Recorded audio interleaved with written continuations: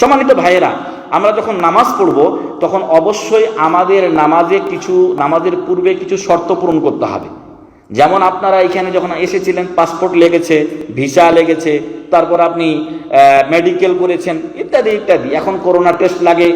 তো এই যে শর্ত, এরকম ইবাদত করতে গেলে বা বিশেষ করে সালাত যদি আপনি আদায় করতে চান তাহলে তার পূর্বে বেশ কয়েকটি শর্ত আছে। 1 নম্বর শর্ত হচ্ছে তাকে মুসলিম হতে হবে। যদি কোনো অমুসলিম ইসলাম গ্রহণ ব্যতীত 1000 রাকাত নামাজ পড়ে নামাজ কবুল হবে না। 2 নম্বর হচ্ছে জ্ঞান থাকতে হবে। পাগলের উপরে ইবাদত ফরজ নয়, কারণ পাগলের জ্ঞান নেই। 3 নম্বরে তাকে বালেগ হতে হবে অথবা ভালো মন্দের জ্ঞান থাকতে হবে, যেটা সাধারণত ছেলের ক্ষেত্রে 15 বছর, মেয়েদের ক্ষেত্রে 12 বছর বলা হয়েছে। 5 নম্বরে আপনার সতর ঢাকতে হবে। মহিলার জন্য সমস্ত শরীরটাই তার সতর, তার 2 হাত এবং এই আপনার মুখ ব্যতীত তার পুরাটাই ঢেকে রাখতে হবে, পায়ের পাতাও তার ঢেকে রাখতে হবে। এটাই হলো সহি ও বিশুদ্ধ। আর পুরুষের ক্ষেত্রে যদি তার কাপড় না থাকে, সর্বনিম্ন তার নাভি এবং হাঁটু পর্যন্ত ঢাকতে হবে, নাভি ঢাকতে হবে, হাঁটু ঢাকতে হবে, এ পর্যন্ত তার সতর। আর যার কাপড় আছে আর সতর খুলে নামাজ পড়ছে, তার নামাজ বাতিল হয়ে যাবে। যদি না থাকে তাহলে পোশাক ছাড়াও নামাজ হবে।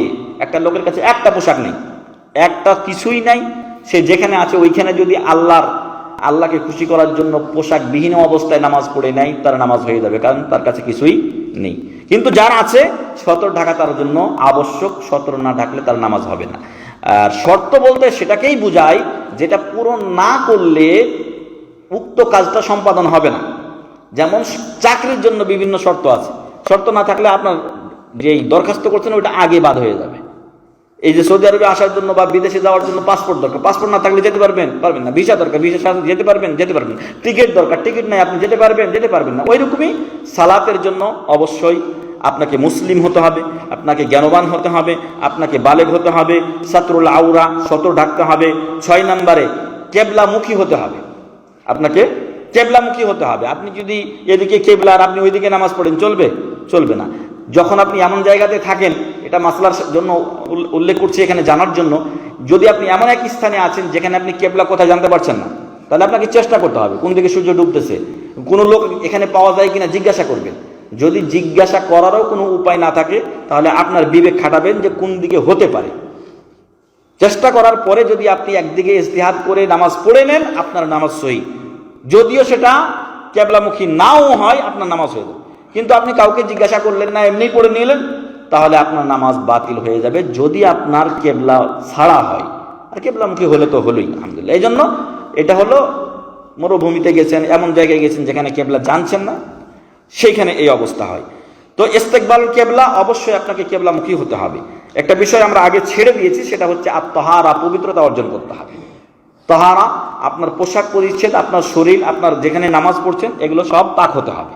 আপনার শরীরে যেন কোনো নাপাকি না থাকে, আপনার কাপড় চোপড়ে যেন নাপাকি না থাকে, আপনার অজু যেন থাকে, মানে 2টা নাপাকি থেকে আপনাকে মুক্ত হতে হবে। এক বড় নাপাকি, পেশাব পায়খানা, এগুলো ভরে থাকলে চলবে না, ফরজ গোসল থাকলে চলবে না, সাথে সাথে ফরজ গোসল নাই, স্বাভাবিকভাবে অজুও আপনাকে করতে হবে। সার্বিক পবিত্রতা অর্জন করে আপনাকে আপনার রবের সামনে দাঁড়াতে হবে, ইস্তেকবাল কিবলা। 7 নম্বর হচ্ছে দুখুল ওয়াক্ত, সময় হতে হবে। জোহরের নামাজের সময় হয়নি, আপনি যদি আগেই পড়ে নেন আপনার নামাজ হবে না। জোহরের নামাজের সময়, আসরের নামাজের সময় হয়নি, মাগরিবের নামাজের সময় হয়নি, সময়ের আগে নামাজ পড়লে চলবে না। যেটা মুসাফিরের জন্য 2 ওয়াক্তের একত্রিত করা, সেটা ভিন্ন কথা। কিন্তু স্বাভাবিক আপনি মুকিম অবস্থায় আছেন, স্থায়ী বাসিন্দা আপনি, নামাজের সময় হওয়ার আগে নামাজ পড়া জায়েজ নয়, নামাজ পড়লেও নামাজ হবে না। পরীক্ষা হলে পরীক্ষার সময় যখন হয় তখনই আপনাকে প্রবেশ করতে দেওয়া হয় এবং পেপার দেওয়া হয়, প্রশ্নপত্র দেওয়া হয়, এবং যখন সময় শেষ হয়ে যায়, কাজ শেষ, তারপরে আপনার পেপার নিয়ে নেওয়া হয়। ঠিক ওইরকমই নির্ধারিত সময়ে নামাজ ফরজ আমাদের উপরে। আমি একটি আয়াত পেশ করেছিলাম যে আল্লাহ তাআলা বলছেন, ইন্নাস সালাতা কানাত আলাল মুমিনিনা কিতাবাম মাওকুতা, যে নামাজ মুমিনদের উপরে নির্দিষ্ট টাইমে ফরজ করা হয়েছে, নির্দিষ্ট টাইমে ফরজ করা হয়েছে, যখন তখন নামাজ পড়লে চলবে না। আর সবচেয়ে বড় জিনিস হলো আউয়াল ওয়াক্তে নামাজ পড়তে হবে, এটা হলো বেস্ট কাজ।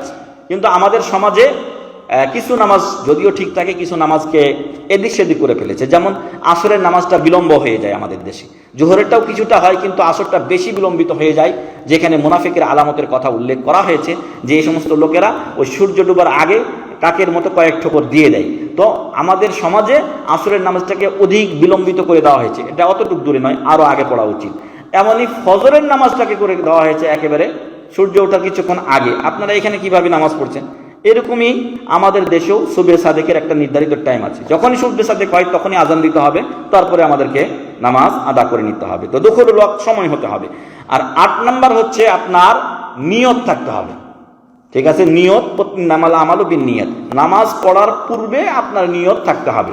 আর নিয়তের অর্থ এই নয় যে আমি গদবাধা নিয়ত পড়বো, নামাইতু আন উসাল্লি লিল্লাহি তাআলা আরবা রাকাতিন সালাসা রাকাতিন, এইভাবে যে নিয়তটা আমাদের সমাজে পড়া হয়, এই নিয়তটি হাদিসে বর্ণিত হয়নি। বরং এগুলো আমাদের সমাজের কিছু নুরানি নামাজ শিক্ষা, মকসুদুল মোমিনিন ইত্যাদি বই, এগুলোতে লিখিত হয়েছে। তবে হ্যাঁ, অবশ্যই আপনাকে নিয়ত লাগবে। নিয়তটা কি? নিয়ত হলো আপনার অন্তরের যে ইচ্ছা, এটাকে বলা হয় নিয়ত। আপনি বাড়ি যাওয়ার নিয়ত করেছেন, আপনি বাড়ি যাওয়ার নিয়ত করেছেন, আর ওই নিয়ত করার পরে আপনি কেনাকাটা করতেছেন, ঘড়ি কিনলেন, তারপর আপনার লাইট কিনলেন, কম্বল কিনলেন। কি জন্য কিনলেন? এটা ভাইয়ের জন্য, এটা মার জন্য, এটা বাবার জন্য, এটা শালার জন্য। এটা আপনার মনের নিয়ত, মনে মনে নিয়ত করছেন কি, এটা আমি অমুকের জন্য কিনছি, এটা অমুককে দেবো, অমুক লোকটা আছে তাকে একটা কিছু দেওয়া দরকার, আমার একটা সেন্ট কিনলাম, আতর কিনলাম অমুকের জন্য। হুজুর সাহেব আছেন আমাদের মসজিদের, তাকে একটা কিছু দেওয়া দরকার, তার জন্য একটা জায়নামাজ কিনলাম। তো যে মনের নিয়তটা করছেন, এটাই আপনার নিয়ত। তখন কি আপনি নামাইতু পড়েছেন ভাই? তাহলে তো আপনার নিয়তই হয়নি, তখন কিন্তু নামাইতু পড়া হয় না। তো এই নামাইতুটা যদি হাদিসে থাকতো মাফি মুশকিল। আসলে ইন্নামাল আমালু বিন্নিয়াত, প্রত্যেকটা কাজ নিয়তের উপরে নির্ভরশীল। সেই নিয়তটা হয় অন্তরে, মুখে নয়। নিয়ত করতে হয়, নিয়ত পড়তে হয় না। বোঝাতে পেরেছি? নিয়ত করতে হয়, নিয়ত পড়তে হয় না। আমরা পড়ি, আমাদের দেশের লোকেরা নিয়ত পড়ে, নামাইতু আন উসাল্লি। এদিকে ইমাম সাহেব নামাজ শুরু করে দিয়েছে, ওইদিকে নামাজ চলে যাচ্ছে। মেলা সময় আমরা দেখি যে একজন মুসাল্লি এসে দাঁড়িয়েছেন, ইমাম সাহেব রুকুতে চলে গেছেন, কখন যে রুকু থেকে উঠে যান। তো রুকু থেকে যদি উনি উঠে যান, তাহলে রাকাতটা ওনার ক্যান্সেল হয়ে যায়। মানে মুসাল্লি যিনি আসলেন, উনি রাকাতটা আর পাবেন না, কারণ রুকু হলো সর্বশেষ আমল। যে আপনি যদি সর্বনিম্ন রুকু পেয়ে যান, তাহলে রাকাত গণ্য হয়ে যাবে। তো দেখা যাচ্ছে ইমাম সাহেব রুকুতে চলে গেছেন, রুকু থেকে উঠবেন, ওই সময় আপনি এসে বলছেন নামাইতু আন উসাল্লি লিল্লাহি তাআলা আরবা রাকাতিন সালাসা রাকাতিন, ওই কইতে কইতে তো সময় শেষ, ইমাম সাহেব রুকু থেকে উঠে যান। এই আশ্চর্যজনক ইবাদতগুলো আমাদের সমাজে আছে। তো নিয়ত শব্দের অর্থটাই হলো অন্তরের সংকল্প। এটার স্থান হলো অন্তর, এটার স্থান মুখ নয়। যদি এটা মুখে রাসূল সাল্লাল্লাহু আলাইহি ওয়াসাল্লাম পড়তেন, হাজারবার আমরা বলতাম পড়তে হবে, কিন্তু এইভাবে নামাইতুর যেই নিয়তগুলো, নামাইতু আন আসুমা, নামাইতু আন উসাল্লিয়া, এই নিয়ত আল্লাহ রাসূল সাল্লাল্লাহু আলাইহি ওয়াসাল্লাম পড়েননি, সাহাবায়ে কেরাম পড়েননি, 4 ইমামের কারো কাছ থেকে এই নিয়ত আপনি পাবেন না। এটা আমাদের সমাজের কিছু লোকেরা পরবর্তীতে এটা নিজেদের মনে করেছেন কি যে ইন্নামাল আমালু বিন্নিয়াত, নিয়ত তো করতে হয়, তো একটা নিয়ত বানিয়ে দিই। তারা ভুল করেছেন। তাই বলে কি আপনারা আমরা জানার পরও ভুল করব? তো এর মাধ্যমে আপনাকে এই বেদাতটা ছাড়তে হবে, আর মনে মনে সংকল্প করতে হবে। আপনি কি জন্য ওযু করছেন? আপনি টয়লেটে গেছেন, যাওয়ার পরে ওযু করছেন, কেন করছেন? নামাজ পড়ার জন্য। এটাই তো আপনার মনের নিয়ত। আপনি আসলেন, আসার পর যখন দাঁড়াচ্ছেন, ইমাম সাহেব এখনো নামাজ শুরু করেননি, এখনো সময় আছে, আমি তাহিয়াতুল মসজিদের মনে মনে নিয়ত সংকল্প। আমার মনের নিয়ত কি? 2 রাকাত তাহিয়াতুল মসজিদ পড়ে নিই। যদি তার পূর্বে সুন্নাত থাকে, নামাজের পূর্বে, যেমন আপনার জোহরের পূর্বে সুন্নাত আছে, তো আপনি তখন 2 রাকাত সুন্নাত আদা করবেন, বা 4 রাকাত সুন্নাত আছে, আপনি সেটা আদা করবেন, মনে মনে ওটা সংকল্প থেকেই আপনি দাঁড়াবেন। তো এটা হচ্ছে 8 নম্বর শর্ত, নামাজ পড়ার আগে আপনাকে পূরণ করতে হবে। তো এগুলো হলো শর্ত। 1 নম্বর আবারও আমরা বলে দেই যে 1 নম্বর আপনাকে মুসলিম হতে হবে, 2 নম্বর আপনার জ্ঞান ও বিবেক থাকতে হবে, 3 নম্বরে আপনাকে বালেগ হতে হবে, 4 নম্বর আপনার সার্বিক পবিত্রতা অর্জন করতে হবে, 6 নম্বর আপনাকে সাতরুল আউরা, আপনার এই সতর ঢাকতে হবে, যেটা একটা আগে বলে এসেছি, 7 নম্বরে কেবলামুখী হতে হবে, 8 নম্বরে সময় হতে হবে, 9 নম্বরে আপনার অবশ্যই নিয়ত থাকতে হবে। তবে নিয়তটা অন্তরে হবে, মুখে উচ্চারণ করে নয়। আল্লাহ তাআলা যেন আমাদেরকে এই শর্তগুলো মেনে সুন্দরভাবে নবী সাল্লাল্লাহু আলাইহি ওয়াসাল্লামের তরিকাতে নামাজ পড়ার তৌফিক দান করেন। আল্লাহুম্মা আমিন। ওয়া আখিরু দাওয়ানা আলহামদুলিল্লাহি রাব্বিল আলামিন।